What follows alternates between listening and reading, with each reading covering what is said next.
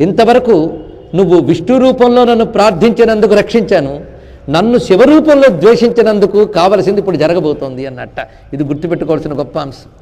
అందుకే పరమేశ్వరుడు రెండు రూపములు ఆయనవే, విష్ణువు శివుడు కూడా ఆయన రూపములే. కనుక విష్ణు రూపంలో పూజించినందుకు ఇంతవరకు రక్షించాను, శివరూపంలో ద్వేషించినందుకు ఇకపై అనుభవిస్తావు అన్నాడు. పైగా ఒక మాట చెప్తున్నాను వినవయ్యా దక్ష అంటున్నాడు. అపూజ్యా యత్ర పూజ్యంతే పూజ్యా యత్ర నపూజ్యతే త్రీణి తత్ర భవిష్యంతి దారిద్ర్యం మరణం భయం. ఇది విష్ణువు చెప్పిన మాట. గౌరవించవలసిన వాళ్ళని గౌరవించకపోయినా, గౌరవించకూడని వారిని గౌరవించినా అక్కడ మూడు సంభవిస్తాయి. అవి దారిద్ర్యం, మరణం, భయం. అందుకే పూజ్యుల్ని అవమానించకూడదు, అపూజ్యుల్ని సన్మానించరాదు. ఈ రెండిట్లో ఏది చేసినప్పటికీ దారిద్ర్యము, మరణము, భయము లభిస్తాయి. ఇది శాస్త్రవాక్యం, అనుభవించక తప్పదు.